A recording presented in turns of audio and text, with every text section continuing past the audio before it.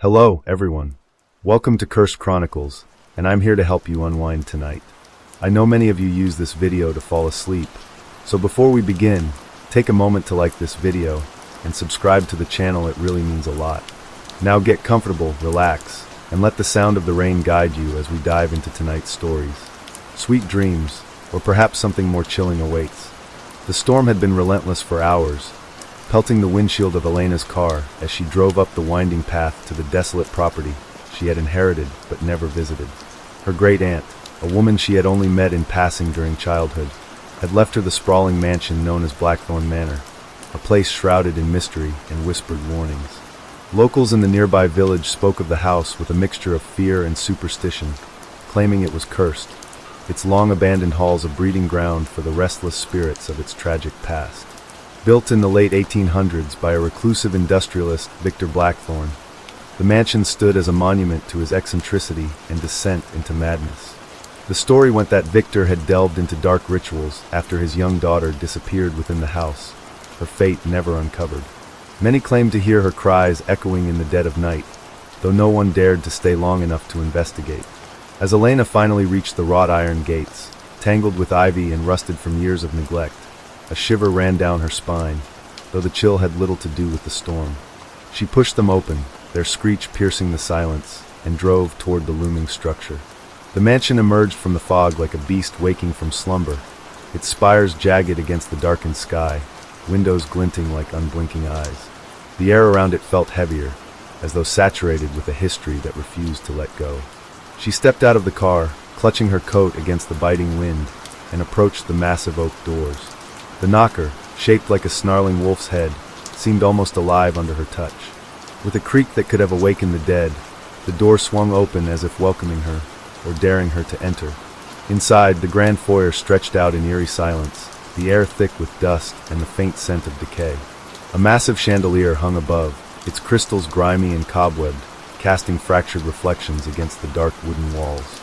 Shadows danced in the corners as her flashlight beam swept across the space, revealing furniture draped in white sheets like shrouded bodies. The staircase spiraled upward, its banister intricately carved with grotesque figures that seemed to twist and writhe under the flickering light. A sense of unease settled over Elena as she noticed the oppressive stillness, the kind that suggested the house itself was holding its breath. Her footsteps echoed unnaturally, the sound seeming to multiply as though someone, or something, was walking in step with her. A portrait of Victor Blackthorn dominated the wall above the fireplace, his piercing gaze following her as she moved. The painted eyes seemed too vivid, too knowing, and she found herself looking away, unsettled by their intensity. Deciding to explore further, Elena pushed open a door to her right, revealing a library filled with rows of ancient books. Dust motes swirled in the weak light streaming through the stained glass windows, each depicting unsettling scenes of figures in torment. As she ran her fingers along the spines of the books, she noticed one was pulled slightly forward. Curiosity piqued, she tugged at it, and the bookcase groaned, swinging open to reveal a hidden passage. The cold air that rushed out smelled of damp earth and something metallic. Blood, perhaps? Her flashlight flickered, and for a brief moment, she thought she saw movement within the darkness. Heart pounding, she hesitated before stepping inside, driven by a mixture of dread and inexplicable compulsion. The narrow corridor sloped downward, the walls lined with more grotesque carvings, this time of faces twisted in silent screams. She couldn't shake the feeling of being watched, and more than once, she thought she heard faint whispers, though she was alone. The passage led to a small, circular room where a single chair sat in the center, surrounded by symbols etched into the floor. The air was electric, as though charged with the remnants of some long-forgotten ritual. Her flashlight landed on a journal resting on the chair, its leather cover cracked with age. The moment she picked it up, the temperature dropped sharply, and a whisper, clear and deliberate, brushed against her ear. Asterisk, you shouldn't be here. Asterisk, she froze, her breath hitching as the oppressive atmosphere seemed to close in. Somewhere in the distance, a door slammed, and the faint sound of a child's laughter echoed through the halls, chilling her to the bone. Elena awoke to the sound of faint knocking, soft but insistent, like fingernails tapping on wood. It took her groggy mind a moment to register her surroundings. The damp, musty guest room on the second floor of Blackthorn Manor. The night before had been a blur of restless exploration, punctuated by the discovery of the journal and that bone-chilling whisper. She glanced at her phone. The screen displayed 3:33 a.m., though she could have sworn it was much earlier. The knocking continued, now louder and more deliberate, echoing through the hallway outside her room. Summoning her courage, Elena grabbed the flashlight from the nightstand and edged toward the door. The knob felt unnaturally cold beneath her hand as she turned it, revealing the empty corridor bathed in dim moonlight. The tapping stopped abruptly, replaced by an unsettling silence that seemed to amplify her every breath. She stepped into the hallway, her footsteps creaking against the warped wooden floor. The mansion felt different now, its emptiness no longer passive but almost watchful. As she moved toward the source of the sound, she noticed something strange. The wallpaper on one side of the hall was peeling away, revealing intricate patterns carved into the wooden panels beneath. The carvings were faintly glowing, pulsing like a heartbeat. Startled, she reached out to touch them, but the moment her fingers brushed the surface, a shrill cry echoed through the mansion, a sound so piercing and raw it made her skin crawl. She stumbled backward, nearly dropping the flashlight, and spun around to see a shadow dart across the far end of the corridor. It was too large to be a trick of the light, and it moved with an unnatural, jerky speed. Panic surged through her, but curiosity compelled her to follow. The shadow led her to the east wing, a section of the mansion she had avoided due to its state of severe disrepair. Here, the air was damp and cold, the walls coated with black mold that seemed to creep and shift as she passed. She found herself standing before a locked door with a brass handle tarnished to a sickly green. The journal she had found earlier was still tucked under her arm, and on a whim, she flipped it open. There, on the first page, was a crude drawing of the very door in front of her, accompanied by a scrawled warning. Asterisk, do not open. Asterisk, her heart raced as she backed away, only for the door to creak open on its own, revealing a pitch-black room. The smell hit her first, a rancid mix of decay and something acrid, like burned hair. Her flashlight flickered again as she stepped inside, illuminating the sparse room. A rocking chair sat in the center, its back to her, creaking slowly as though pushed by an invisible hand. The walls were lined with shelves, each filled with jars of murky liquid and unidentifiable contents. As she approached, the chair stopped moving, and the flashlight's beam caught something glistening on the floor. A trail of wet, crimson droplets leading to a corner shrouded in shadow. Her breath caught as she realized the trail ended abruptly at a mirror, a tall, antique piece with an ornate gold frame. But the reflection wasn't right. The room was empty, yet the mirror showed a figure standing behind her, a child in a tattered dress, her face obscured by tangled hair. Elena spun around, but the space was empty. When she turned back to the mirror, the child was closer, her small hands pressed against the glass as though trying to break through. The sound of cracking filled the air, and Elena stumbled backward just as the glass began to splinter. She bolted from the room, slamming the door shut behind her and sprinting back to the guest room. Her heart was pounding as she locked the door, her hands trembling. She tried to rationalize what she'd seen, stress, lack of sleep, anything, but deep down, she knew there was no logical explanation. As dawn approached, the mansion grew eerily quiet again, but the damage was done. That morning, she found her belongings scattered across the room as though someone had rifled through them, though the door had remained locked all night. A single message was etched into the frost on the window pane. Asterisk, leave. Asterisk. Determined to uncover the truth, Elena spent the day combing through the library. The books were filled with cryptic notes in the margins, many written in a language she didn't recognize. She found references to a ritual conducted by Victor Blackthorne in a desperate attempt to summon his lost daughter's spirit. But something had gone wrong. Whatever he had summoned instead wasn't his child, and it had been bound to the house ever since. The more she read, the more the oppressive weight of the mansion pressed down on her, as if it resented her prying. As the sun set once again, Elena braced herself for another long, haunted night, knowing the entity within Blackthorne Manor wasn't done with her yet. As the second night fell over Blackthorne Manor, a heavy fog crept in, blanketing the grounds and obscuring the world outside. Elena stood in the kitchen, a cup of untouched tea cooling in her hands, her thoughts swirling with dread and determination. The day's research had provided her with fragmented answers, but they only deepened her unease. The journal revealed more about Victor Blackthorne's descent into madness, detailing his obsession with communicating with his lost daughter, Margaret. It described rituals, sacrifices, and incantations, but also warnings that the entity he had contacted was far more powerful and malevolent than he had anticipated. Yet, despite the warnings scrawled in every corner of the house, Elena knew she had to confront whatever lingered within the mansion if she ever hoped to break free of its grip. The house grew unnaturally silent as the clock struck midnight, the kind of silence that seemed to amplify every creak, every whisper of the wind. Armed with a flickering lantern and the journal tucked under her arm, Elena made her way toward the hidden passage she had discovered the night before. The air felt heavier with each step she took, her breath visible in the cold as the oppressive atmosphere pressed down on her. The carvings on the walls seemed to pulse faintly, their glow more pronounced now, casting eerie shadows that moved even when she stood still. As she descended into the dark, narrow passage, a low hum began to fill the air, a sound that seemed to come from the walls themselves, vibrating with an energy that made her teeth ache. The passage opened into a cavernous chamber that she hadn't seen before, its walls lined with flickering torches that should have long since burned out. In the center of the room stood a stone altar, its surface etched with runes that glowed faintly in a sickly green hue. Surrounding the altar were scattered remnants of Victor's failed rituals, blackened candles, broken talismans, and bowls stained with what she could only assume was blood. As she approached the altar, the hum grew louder, morphing into a chorus of whispers that seemed to come from all directions at once.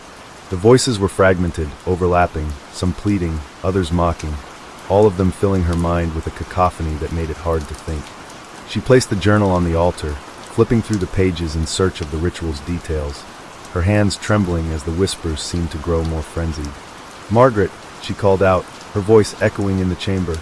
"If you're here, show yourself. I just want to help you." The air grew colder still, and the lantern's flame flickered violently before extinguishing altogether, plunging the room into near darkness. Elena fumbled with her flashlight, its weak beam illuminating only a small circle of the room. That's when she saw it, a figure at the edge of the light, standing impossibly still. It was a child, her head tilted downward, her long, dark hair obscuring her face. "Margaret?" Elena whispered, her voice cracking. The figure didn't respond but slowly raised one arm, pointing toward the altar. Elena's heart thundered in her chest as she turned to see what the girl was pointing at. The journal's pages were flipping wildly, as though caught in a wind that didn't exist, before stopping on a page depicting the very room she stood in. The image showed the altar surrounded by ghostly figures, all of them reaching toward a central figure, Margaret. But in the corner of the drawing, partially obscured, was a darker presence, a shadowy mass with glowing eyes. Before Elena could fully process what she was seeing, a deafening scream erupted from behind her. She spun around just in time to see the girl's form twist and distort, her small frame elongating into something unnatural. Her limbs stretched impossibly long, her head snapping back to reveal a face that was nothing but empty voids where her eyes and mouth should have been. The figure lunged toward Elena, its movements jerky and inhuman, forcing her to stumble backward into the altar. She screamed, fumbling for the journal, which now seemed to pulse with the same sickly green light as the runes. Without thinking, she placed her hand over the glowing symbols and began to recite the incantation scrawled in the margins, her voice shaky but growing stronger with each word. The room erupted into chaos. The whispers became screams, the torches flared wildly, and the shadowy figures from the drawing began to materialize around her. They were twisted, grotesque shapes, their faces frozen in expressions of agony as they reached for her. The air grew thick with the stench of decay and sulfur, and the ground beneath her feet began to tremble. The distorted figure that had once been Margaret writhed and shrieked, its form flickering between that of a child and the monstrous entity it had become. Just as Elena finished the incantation, a blinding light filled the chamber, forcing her to shield her eyes. The screams reached a fever pitch before cutting off abruptly, leaving a deafening silence in their wake.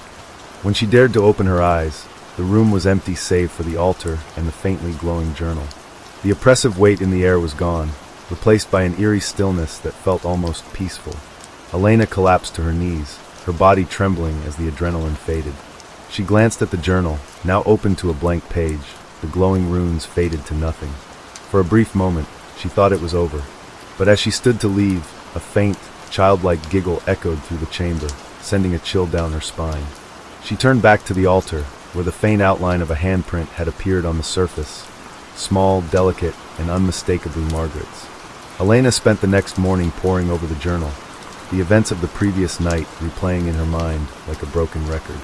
The giggle, the handprint, the monstrous distortion of Margaret's form. None of it made sense. Exhaustion tugged at her, but the need for answers burned brighter.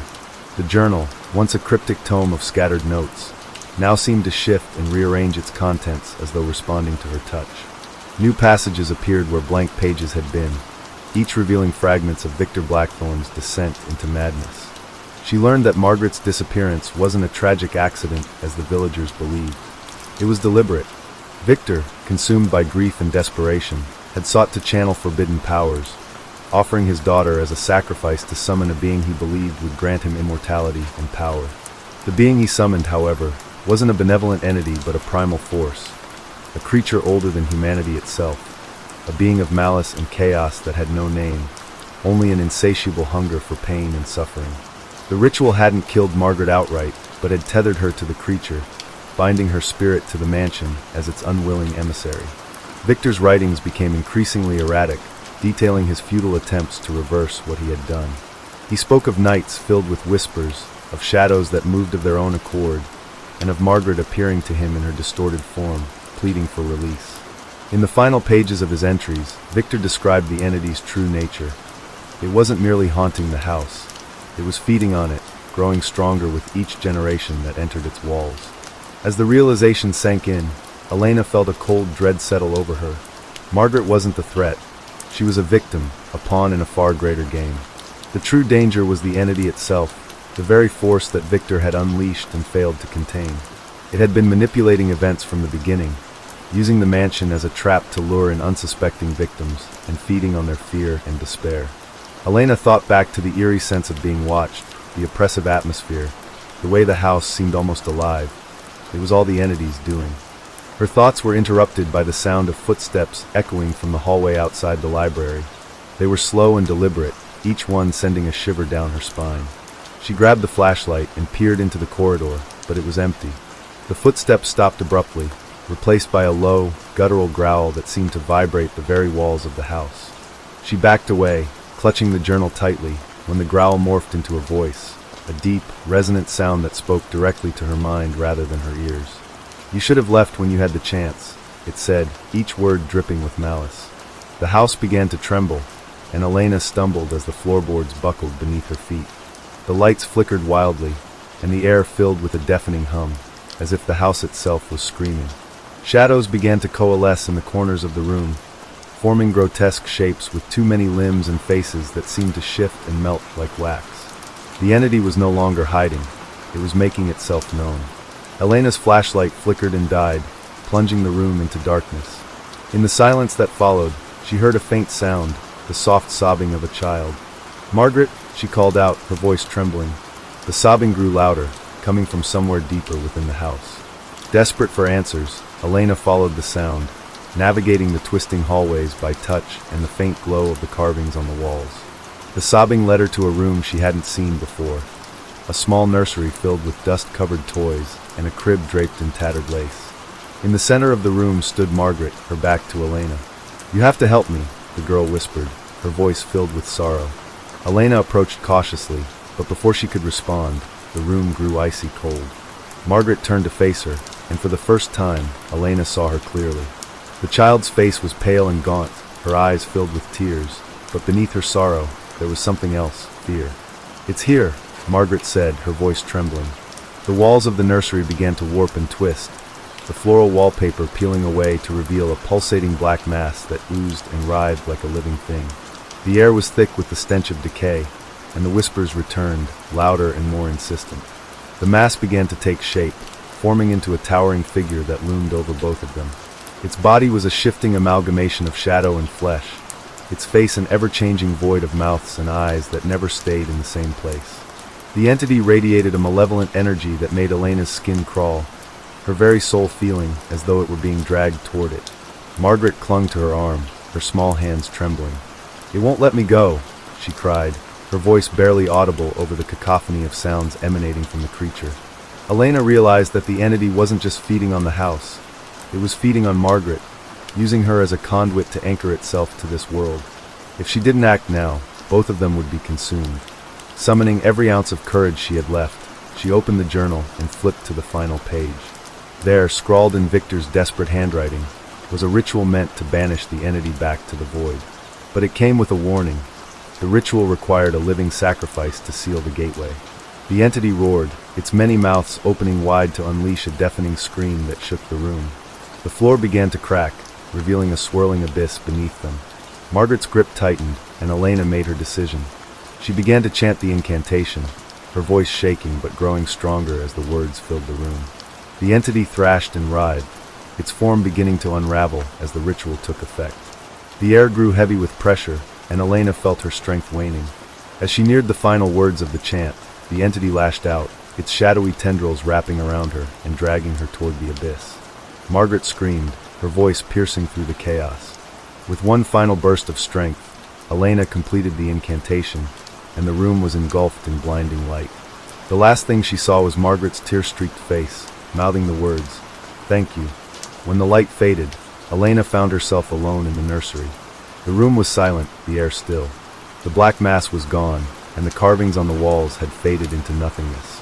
But the journal was gone too, leaving only a single, faint handprint on the altar as a reminder of the horror she had faced. Elena's heart pounded as she stood in the nursery, her legs trembling under the weight of exhaustion and fear. The oppressive energy that had saturated Blackthorn Manor for days seemed to have lifted, but the house was still wrong. Too quiet, too still, like a predator lying in wait.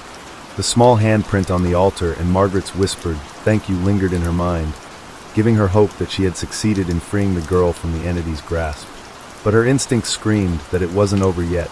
As she turned to leave the nursery, the door slammed shut behind her, the sound reverberating like a gunshot. She lunged for the doorknob, but it burned her hand, forcing her to pull away. The room grew darker, the shadows creeping in from the corners as if alive. She backed away, pressing herself against the crib, her breath coming in ragged gasps. The walls began to shift, the floral patterns twisting into grotesque faces that stared at her with empty, hollow eyes.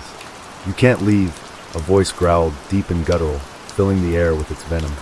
Elena spun around, her flashlight flickering weakly as she scanned the room for the source of the voice.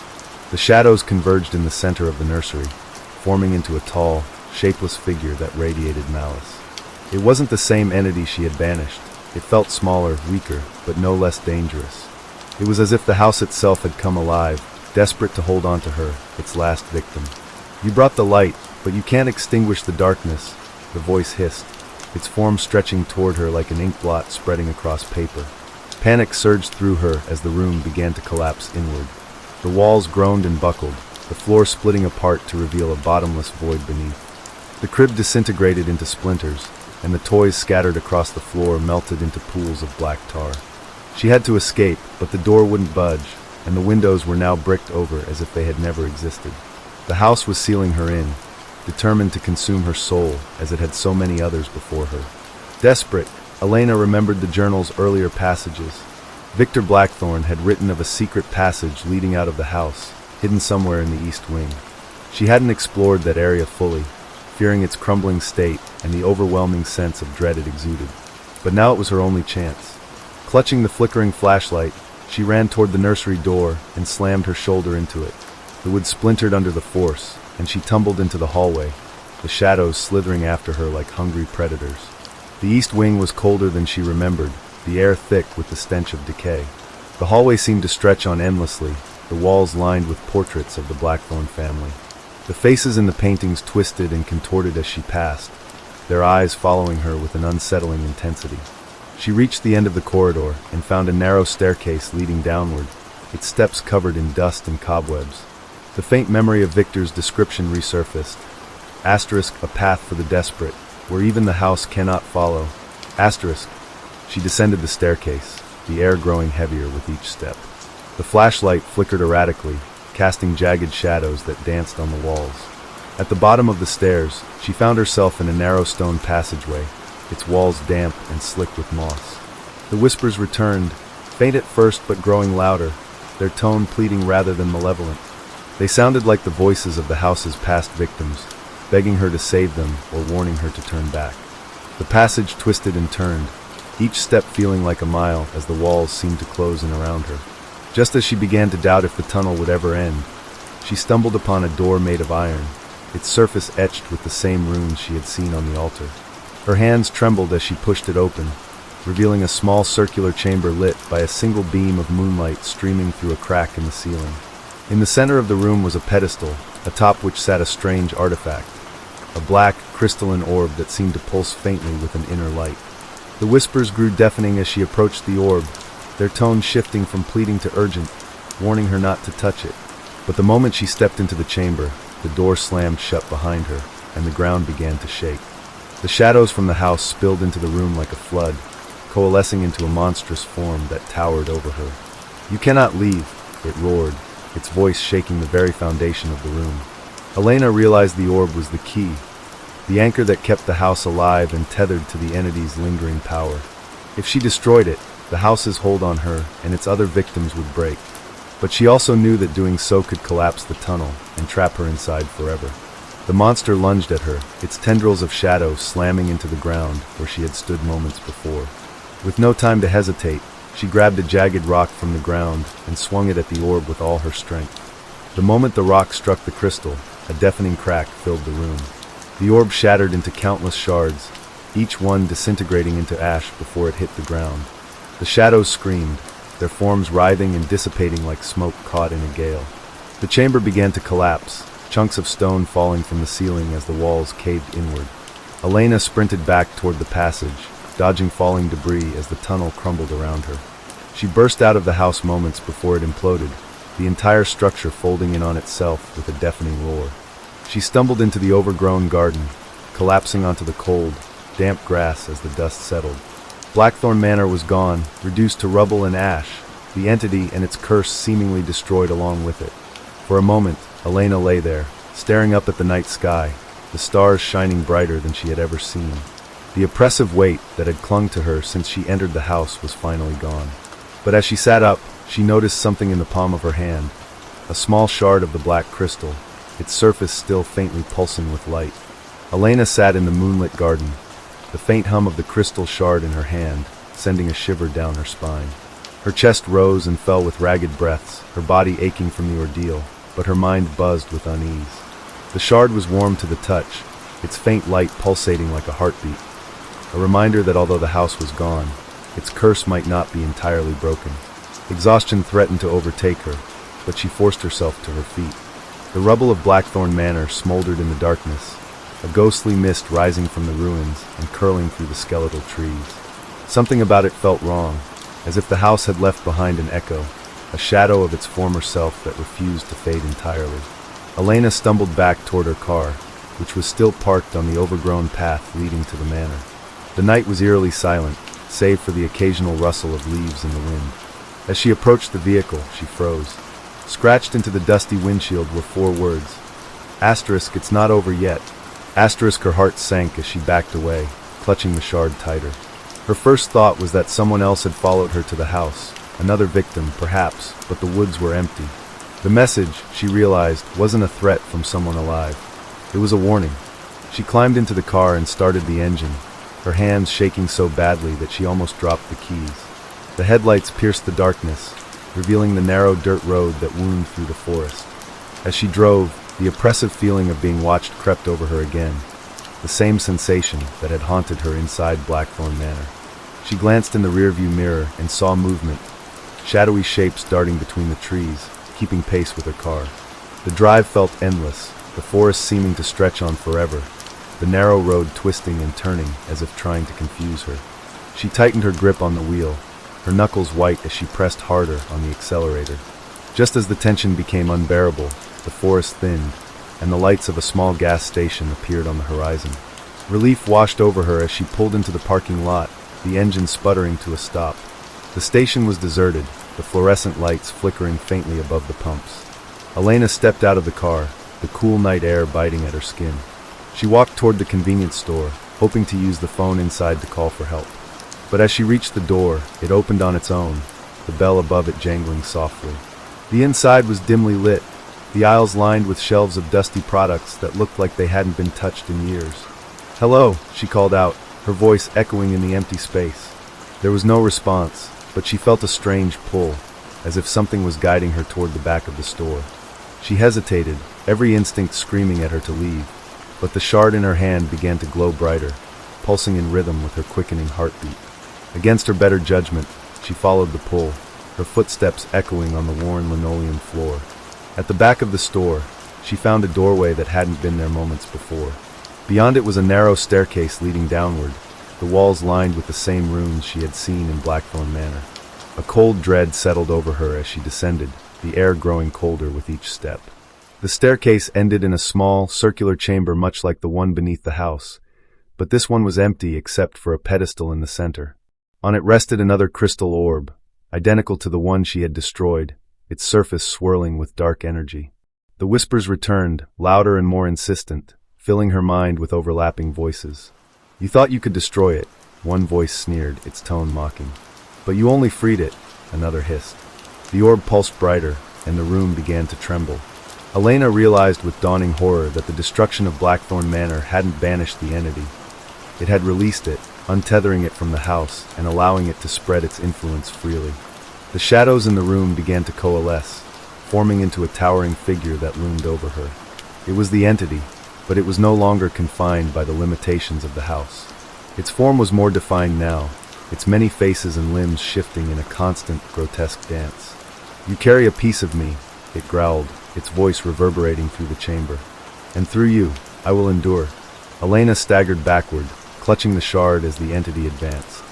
She could feel its power seeping into her, an overwhelming force that threatened to consume her mind. Desperation took hold as she realized she couldn't fight it alone. The journal was gone, the house destroyed. There were no rituals left to perform, no incantations to save her. But then, a faint voice broke through the cacophony of whispers. "Margaret, you can stop it," the child's voice whispered, calm and clear. "But you have to let go." Elena didn't understand at first, but then it hit her, the shard. It was the tether, the fragment of the entity that had anchored itself to her. If she destroyed it, she could sever the connection and banish the entity once and for all. The entity roared, sensing her intent, its shadowy tendrils lashing out to stop her. But Elena clenched the shard in her hand, its jagged edges cutting into her skin, and raised it high above the pedestal. With a scream of defiance, she slammed the shard down, shattering it into 1,000 pieces. The chamber erupted in blinding light, the entity's form disintegrating into wisps of smoke that were pulled into the cracks in the walls. The whispers turned into anguished screams before fading into silence. The pedestal crumbled, and the room began to collapse. Elena sprinted up the staircase, the walls shaking violently as the chamber below was swallowed by darkness. She burst out of the gas station just as the ground beneath it gave way, the building collapsing into a sinkhole that seemed to devour everything. She stumbled to her car and drove away without looking back, the adrenaline coursing through her veins. As dawn broke on the horizon, Elena finally allowed herself to exhale. The shard was gone, the entity destroyed, this time for good. But as she glanced in the rearview mirror, she saw a faint shadow in the back seat, and a childlike voice whispered in her ear, "Thank you for setting me free." Nestled deep within an endless, dense forest, there existed a village that seemed to have been forgotten by time itself. It lay hidden from the world, its existence known only to those few who dared to speak of it in hushed whispers. The place had been built centuries ago, its cobblestone streets long cracked and overgrown with moss, and its buildings crumbling under the relentless pressure of time. It was a village that seemed suspended between reality and the supernatural, a place where the laws of nature and logic no longer applied. The air around the village was perpetually thick with an unnatural fog, swirling with an otherworldly weight that seemed to make breathing difficult. People who had once ventured near the village spoke of a strange, ominous silence that hung in the air, as though the land itself was holding its breath, waiting for something unspeakable to occur. There was no sun in the sky.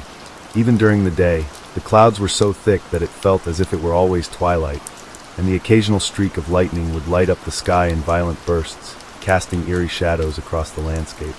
The villagers who had once called the place home were a strange and quiet breed. They had an odd way of speaking, low, almost inaudible voices, and their eyes always seemed distant, as though they were seeing something that no one else could.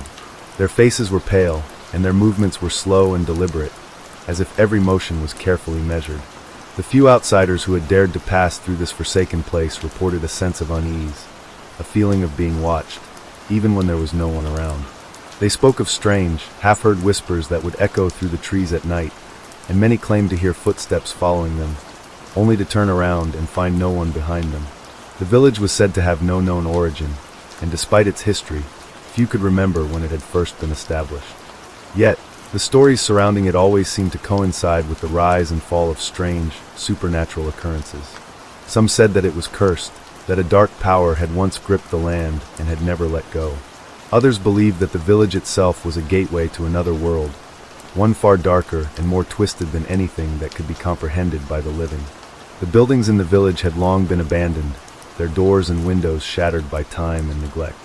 A solitary, ancient inn stood at the center of the village, its creaking timbers and broken shutters a testament to the harsh passage of time. The inn was known as the Last Stop, and its presence was as unsettling as the village itself. It was rumored that anyone who entered the inn never left, their presence becoming an eerie memory that lingered in the air, like the fading scent of smoke.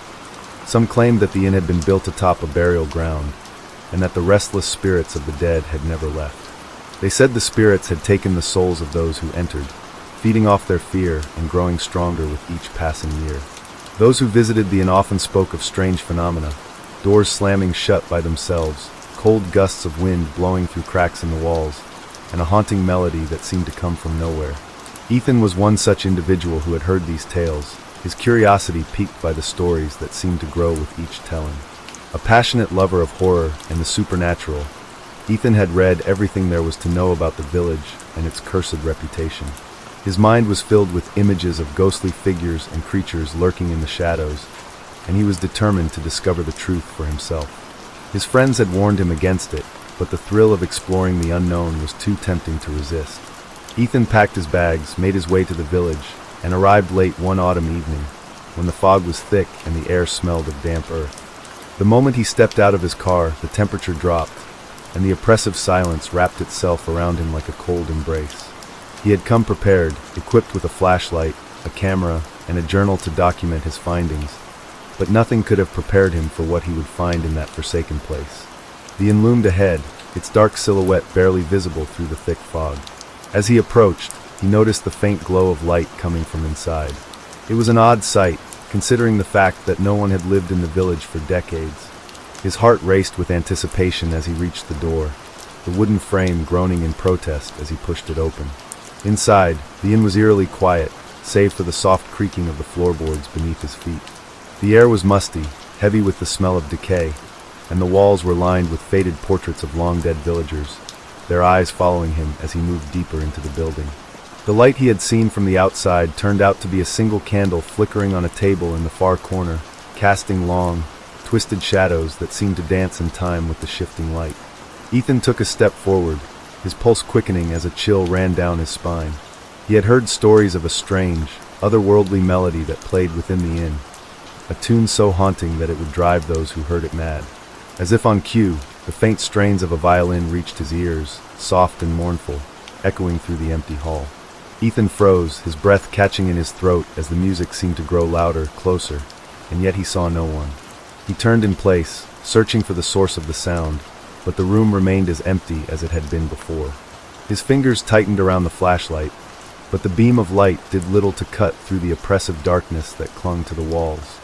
A voice whispered in the back of his mind, one that seemed to come from the very walls themselves, urging him to leave, to turn around and never look back. But Ethan, driven by the thrill of uncovering the unknown, refused to heed the warning.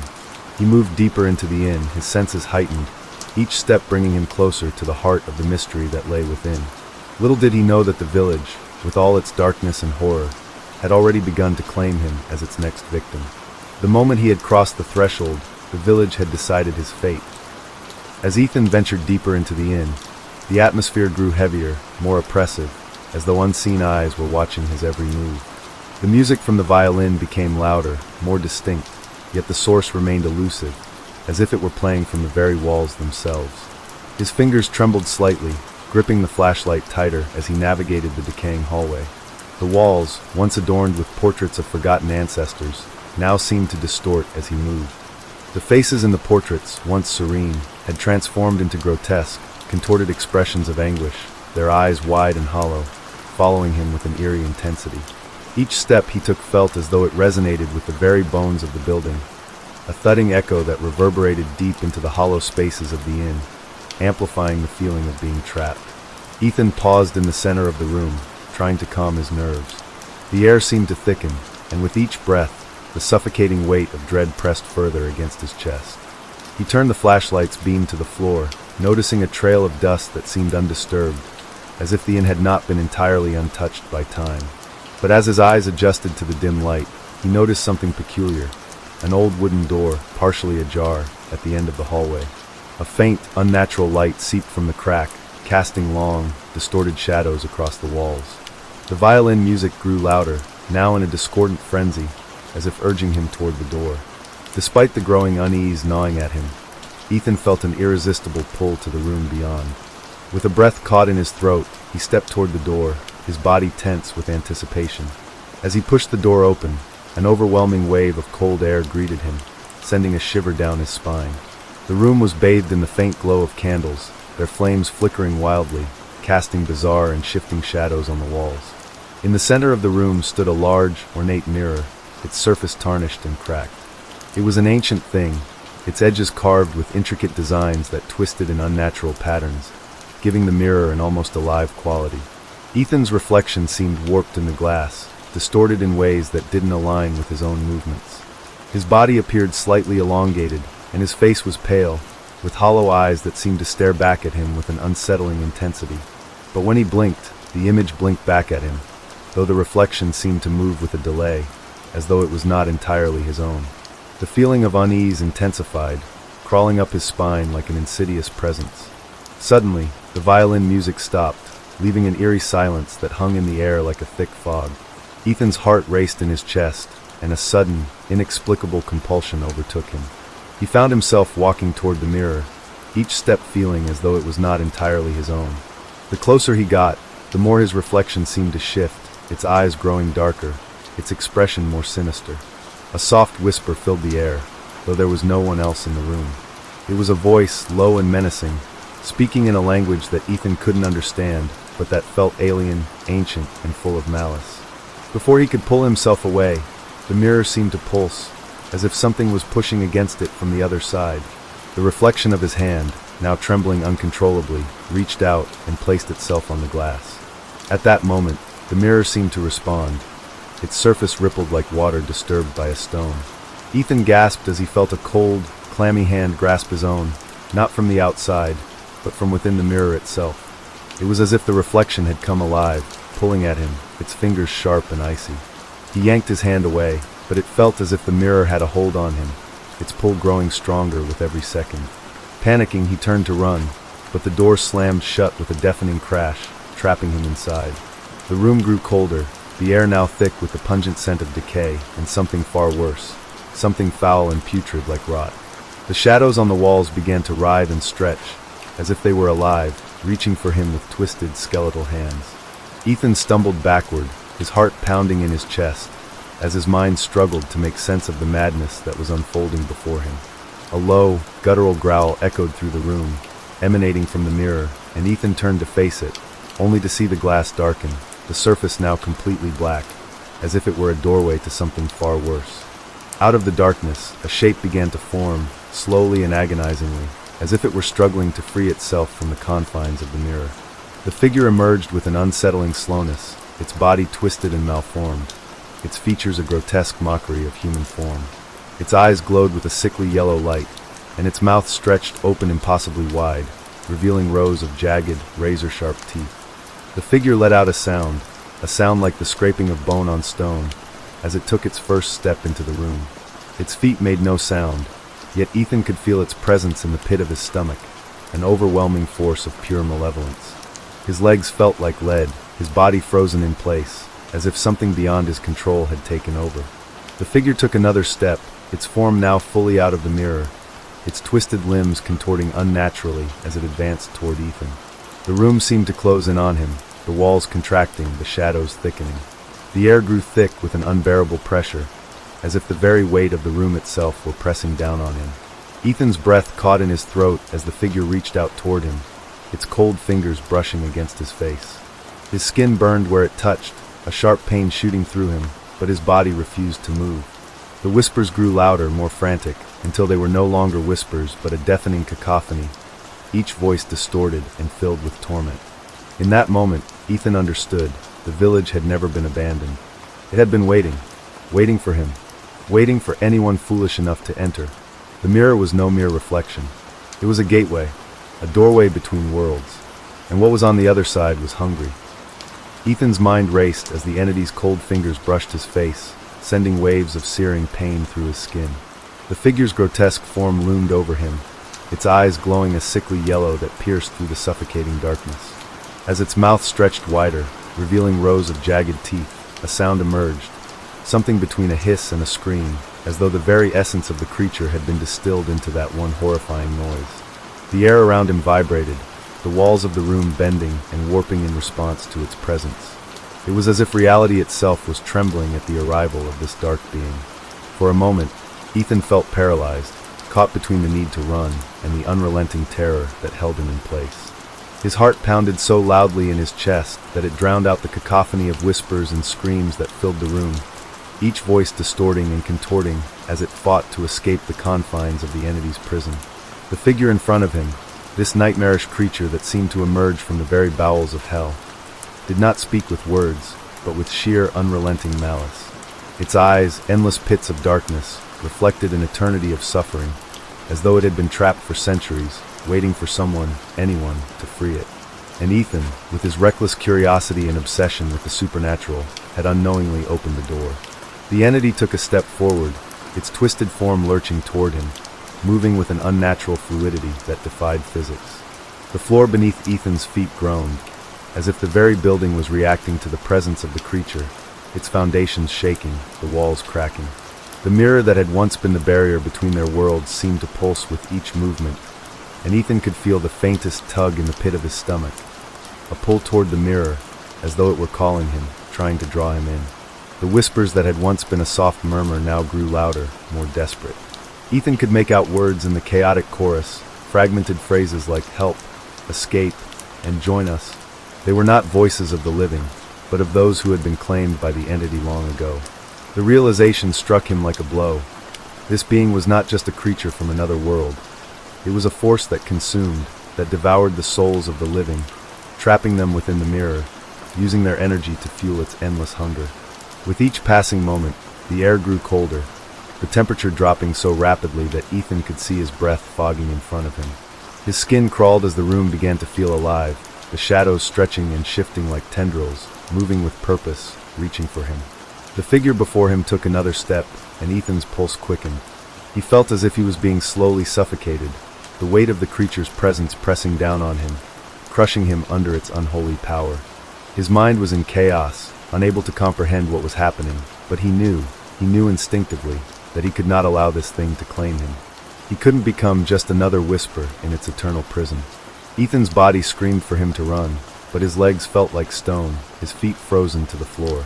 He turned his head, his eyes darting around the room for any escape, but all he saw were the walls closing in, the door still sealed shut, and the mirror pulsating with an insidious, dark light. The figure reached out once more, its cold fingers brushing against his cheek, and this time, he felt its presence inside his very soul. It was like a dark cloud, suffocating and cold, draining him of his warmth, his strength, and his will to fight. The room seemed to warp around him, the edges of reality blurring as the entity's essence flooded into his mind, filling it with visions of unspeakable horrors. He saw endless stretches of darkness, swirling vortices of blackness that seemed to pull at the fabric of the world itself. In the midst of the void, he saw countless faces, people's souls, their eyes wide with terror, their mouths open in silent screams. They were trapped, locked in the endless abyss, feeding the entity's insatiable hunger. And then he saw himself, his own face, twisted in agony as the creature's grip tightened around him. His body began to jerk involuntarily, his limbs becoming stiff, his vision narrowing as though he were being drawn into a vortex. But then, just as suddenly as it had all begun, there was a shift. A voice, his voice, though distorted, echoed in his mind. It wasn't a voice of reason or desperation. It was something primal, something that knew what he had to do. With a strength that he didn't know he had, Ethan snapped out of his paralysis. His body screamed in protest, but he willed himself to move. In a blur of motion, he lunged toward the mirror, his hands reaching for the dark surface, feeling the cold, slick glass beneath his fingers. He didn't know why he was doing it, but the pull was too strong, the need to fight the entity too great. As his hands made contact with the mirror, the world seemed to shatter.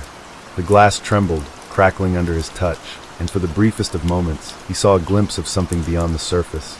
Something alive, something that was not quite human. The entity's growl filled the room, now filled with a mixture of rage and desperation. The cold, clawed hand of the figure reached through the mirror, grasping at Ethan, but he refused to be pulled back into its hellish grasp. He pushed against the mirror, harder and harder, the glass cracking under his force, but no matter how much he pushed, the entity fought back, pulling at him with an otherworldly strength that made his bones ache. The whispers turned to screams, the faces in the mirror contorting in torment. The mirror fractured with a deafening crash, the glass shattering into 1,000 pieces, scattering across the floor like shards of a broken world. And then, everything stopped. The air cleared. The oppressive weight lifted. The shadows receded. The whispers were silenced. Ethan stood there, trembling, his breath ragged as he looked around, half expecting the entity to reappear, but the room was empty. The mirror, now shattered, no longer pulsed with dark energy. It was as though the very presence of the entity had been erased, but in its place, an eerie calm settled over the room, an unsettling stillness that hung like a dark omen. Ethan didn't know if he had truly defeated the entity, or if he had merely delayed the inevitable. The silence that now enveloped him was deafening, and the weight of what had just occurred pressed down on him, leaving him breathless, shaken. He couldn't shake the feeling that something was still watching him, waiting for him to make a mistake, to falter. But as he turned toward the door, he felt a small, fleeting flicker of hope. Perhaps the entity had been banished for now. Perhaps he could leave the village and never return. Yet, as he reached the threshold of the inn, his eyes fell upon the fractured mirror one last time. In the shards of broken glass, he saw something that made his blood run cold. There, in the reflection, was his own face, no longer his own. A twisted, contorted version of himself stared back at him, eyes wide with fear, mouth open in a silent scream. And then, just before he turned away, he saw something else, a figure, standing behind him in the broken glass. The entity had not been banished. It had followed him. Ethan's breath caught in his throat as the reflection in the broken mirror shifted, the twisted version of himself staring back at him with hollow, pleading eyes. His skin crawled with the realization that the entity had not been vanquished. It had merely transferred its influence, creeping into his very being, worming its way into his soul. The figure behind him in the shattered glass loomed larger, its monstrous form taking shape from the fragments of the mirror, as if the entity was now using the pieces to manifest itself in his reality. Panic surged through him, and his legs buckled beneath him. He stumbled backward, desperate to escape, but a powerful force seemed to push him forward, a pressure on his chest that made it feel as if he were being crushed by the weight of the very air around him. The inn, which had once seemed like a dark but abandoned relic of the past, now felt alive in a way that was suffocating and terrifying. The walls seemed to breathe, expanding and contracting as though they were the very lungs of the building, and the air tasted of rot and decay. The whispers were no longer distant echoes. They were sharp, malicious voices, clawing at his sanity, filling his mind with a cacophony of threats and promises of torment. They were no longer just whispers. They were commands, urging him to stay, to turn and embrace his fate, to join the entity that had claimed so many before him. In the distance, he could hear the faint sound of footsteps, the soft scuffing of shoes against the stone floor. But when he turned around, the hallway remained empty, save for the flickering candles and the jagged edges of the broken mirror. His heart hammered in his chest as he tried to gather his bearings, knowing he needed to leave, needed to escape the village before the entity could fully consume him. But as he moved, the room seemed to shift around him, the walls twisting, contorting in impossible ways, as though they were no longer part of the same dimension he had once known. The floor beneath him felt uneven, unstable, as if the entire structure of the inn had begun to warp and bend under the weight of the malevolent force that had taken hold. Ethan dashed toward the door, his legs trembling beneath him, his feet stumbling over the debris that littered the floor. He wrenched the door open, only to be met by the same thick fog that had greeted him when he first arrived in the village. The fog was suffocating, swirling around him in dense, impenetrable clouds that seemed to blot out the world beyond. It was as though the very air had been poisoned, the fog itself a manifestation of the evil that had taken root in the land.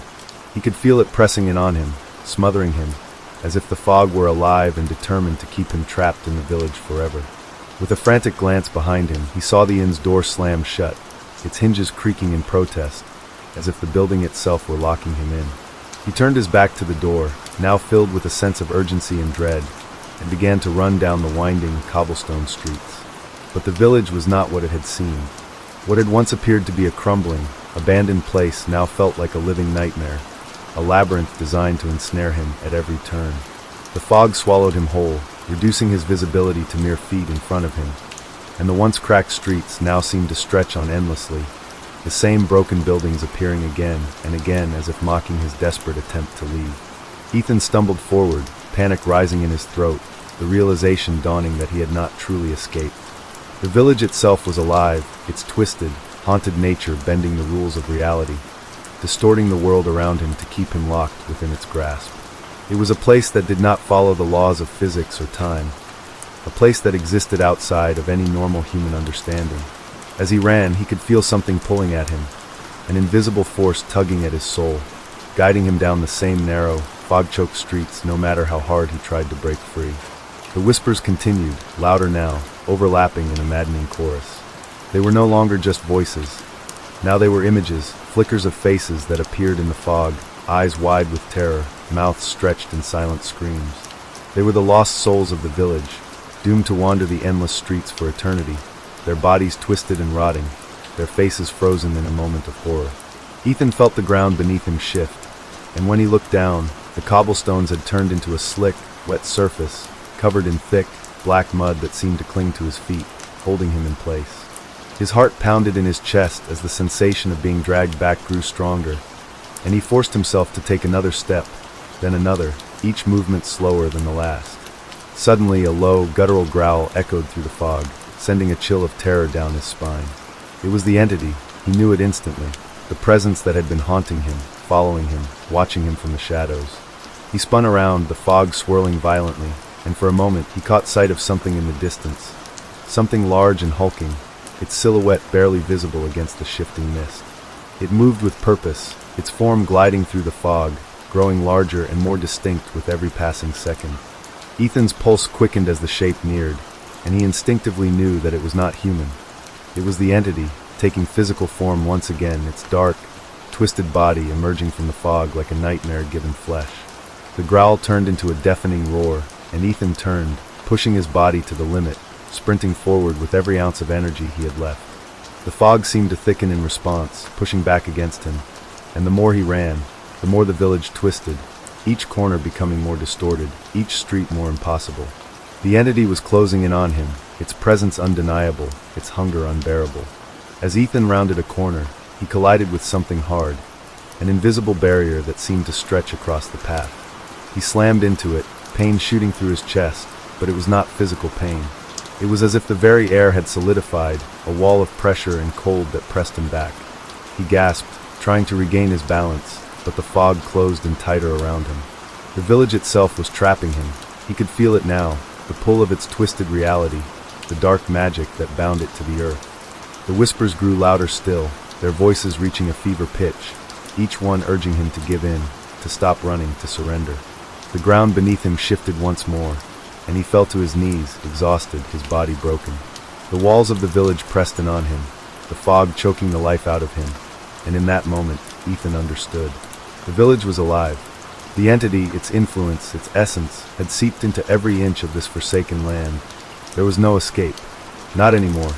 He looked around, the reality of his situation crashing down on him like a wave. The fog, the streets, the twisted buildings, they were all part of it, part of the entity's realm, and no matter how hard he fought, there was no place he could run that wouldn't bring him deeper into its grasp. As he collapsed, the whispers in the fog became a roar of triumph. The village had claimed him, just as it had claimed all those before him. Ethan's mind was shattered, teetering on the edge of madness as the fog thickened around him, pressing down on his chest like an invisible weight. The whispers, the voices, had grown into a constant, unrelenting cacophony, their words piercing his consciousness, blurring the line between the living and the dead. He could no longer tell where he ended and the village began, the oppressive presence of the entity swallowing up every last ounce of his willpower. The ground beneath him shifted again, the black mud clinging to his legs like a weight he couldn't escape. He pulled at his feet, desperate to break free, but the more he struggled, the more the darkness seemed to consume him, pulling him deeper into the very essence of the cursed village. As his body trembled, his breath ragged, Ethan saw something in the distance, a faint, flickering light. At first, he thought it was a hallucination, a trick of his fevered mind. But as he stared, the light grew brighter, clearer, cutting through the fog like a beacon of hope. It was a doorway standing in the middle of the street, framed in a warm, golden light that seemed to push back the surrounding darkness. He couldn't understand how it had appeared, whether it was a doorway from the village or an illusion conjured by his deteriorating sanity. But it was the first tangible sign of escape he had seen since entering this nightmare. He had no choice but to run toward it. With what little strength he had left, Ethan forced his body to move, stumbling toward the door. The fog seemed to fight him every step of the way, swirling around his legs, slowing him down as if it had grown sentient, determined to keep him trapped. The voices, the millions of lost souls that had become entwined with the village, began to scream, their distorted cries reverberating through the air, echoing in his ears, filling his head with an unbearable pressure. Yet he pressed on, the door within his grasp, the faint glow of salvation drawing him closer. Finally, with a desperate lunge, Ethan reached the door. His hand gripped the handle, cold metal seeping into his skin, but as soon as he touched it, a deep, growling voice rumbled from behind him. The sound was bone-chilling, filled with malice and ancient power. He spun around, his heart skipping a beat, and there it was, the entity. It had fully materialized before him, its massive, looming form emerging from the fog. The creature was no longer a mere shadow, no longer a figment of his imagination. It was a tangible, monstrous presence, its towering body covered in writhing, black tendrils, and its face, a grotesque mask of jagged teeth and hollow eyes, twisted into a grotesque grin. The entity was ancient, its very existence stretching beyond human comprehension. It was an entity of pure hunger, a being that consumed not just the bodies of the living, but their very essence, feeding off their fear, their suffering, and their despair. "Where do you think you're going, Ethan?" The entity's voice hissed, low and venomous, vibrating the very air. The words were not spoken aloud, but resonated deep within his skull, a psychic attack that hit him like a physical blow. "You think you can escape the inevitable? This village is mine. Its souls are mine. And now you are mine." Ethan staggered backward, his breath coming in ragged gasps as the creature's words sunk in. He understood now. The entity wasn't just a malevolent force. It was the very essence of the village, feeding on its inhabitants, trapping them in a never-ending cycle of suffering. The door, the only possible escape, was nothing more than a cruel illusion, a trap to draw him in. He had never truly been meant to leave. The village had claimed him the moment he set foot within its cursed boundaries. The entity's laughter echoed through the fog, a sound so deep, so primal, that it seemed to shake the very earth beneath Ethan's feet. "You think you can run from me?" The entity jeered, its eyes glowing with a sickly yellow light that seemed to pierce through his very soul. "You opened the door. You invited me in. You've been mine from the moment you stepped into this forsaken place." Ethan could feel the darkness closing in around him, the air thick with malevolence, the tendrils of the entity stretching forward, creeping along the ground like serpents. His vision blurred, his body shaking from the overwhelming presence of the creature. The door behind him, once so inviting, now seemed like an abyss, a final, inevitable point of no return. Suddenly, a surge of anger flared within him, a desperate cry for survival. "I won't let you take me," he snarled, his voice trembling with fear but laced with defiance. He gripped the handle of the door once more, pulling with all his strength, willing it to open. His mind raced. He had to escape, he had to break free. There had to be a way to destroy the entity, to sever its hold over the village. If he could just find a way to confront it, to challenge it head-on, perhaps he could end this nightmare. But the entity was faster, its tendrils reaching out, coiling around his limbs, binding him in place. The cold, clammy fingers of darkness wrapped around him, squeezing tighter and tighter, crushing the air from his lungs. Ethan gasped, his body convulsing in agony as the entity's power flowed through him, corrupting him from the inside out. His mind screamed in protest, but there was no escape. There was only darkness. As the creature loomed closer, its massive form casting a shadow over him, Ethan felt something shift within him. A surge of energy, something primal and untapped. It was as if the very essence of the village, the darkness that had been slowly consuming him, was now feeding him its power. He could feel the entity's essence swirling inside his veins, an energy that was not his own, yet one that had been granted to him by the cursed land itself. It was a gift, or perhaps a curse, a weapon forged by the suffering of the countless souls that had been trapped here before him. For a fleeting moment, Ethan realized the horrifying truth. The village, the entity, had been feeding on the souls of the innocent for centuries. But now it had made one fatal mistake. In its endless hunger, it had underestimated him. It had underestimated the power of his will to survive. With a guttural scream, Ethan pushed back against the creature's grip, drawing on the dark energy that had seeped into him. The tendrils that had bound him began to recoil, writhing in pain, and he could feel the entity's hold weakening. The power surged within him, a twisted, dark force that he had never imagined he could wield. The air around him crackled with energy as the entity roared in fury, its eyes burning with rage. "No! You cannot fight me," the entity screamed, but Ethan was no longer listening. The fog, the whispers, the village itself, all of it seemed to fade away, consumed by the storm of dark energy that had erupted from him. The ground beneath Ethan cracked, the stone splitting as he released the full force of the power within him. The entity shrieked, its massive form shaking with the violence of the explosion of energy. The village trembled, as if it were alive, its foundation cracking apart, the cursed land beginning to crumble beneath the weight of the battle that was unfolding. Ethan could feel the entity's presence fading, its grip loosening, its essence burning away in the flames of his newfound power. He had become the weapon, the force that could finally break the cycle. The entity's form began to distort, its body crumbling into ash as the village itself tore apart, the very fabric of its existence unraveling. But even as he stood victorious, surrounded by the collapsing remnants of the cursed village, Ethan felt a chill. A deep, primal terror crept into his bones. The entity may have been defeated for now, but he knew deep down that the darkness had not been completely eradicated. It was only a matter of time before it would return, more powerful and vengeful than ever before. And when it did, the village would be waiting, calling for new souls to claim, drawing them into its endless nightmare. As the fog lifted and the first rays of sunlight broke through the twisted, darkened sky, Ethan realized that the true battle had only just begun. The dust settled in the wake of Ethan's victory. The fog, thick and suffocating moments before, had lifted, revealing the cracked foundations of the village that had once held the entity's dark influence. What remained of the twisted streets seemed to stretch infinitely in every direction, the remnants of shattered buildings and torn earth revealing a place that had been abandoned by time. Silence hung in the air, a heavy, unnatural stillness that felt suffocating, almost oppressive. Ethan's breath came in ragged gasps as he stood amidst the ruins, his mind still reeling from the battle he had just endured. For a fleeting moment, he allowed himself to believe that he had won, that he had ended the nightmare, destroyed the entity, and freed the souls trapped in the village's dark grip. But as the minutes ticked by, that fragile sense of victory began to unravel, like threads slowly coming undone. The oppressive silence was not comforting, it was foreboding. The air felt thick, dense with an energy that had not quite dissipated, and the earth beneath his feet seemed to pulse with a low, rhythmic beat, like the slow, deliberate thumping of a heart hidden deep within the soil. Ethan's senses were on high alert, every fiber of his being screaming that something was wrong, something far worse than the entity still lingered. The horror had not yet finished with him, it was only shifting, changing, adapting.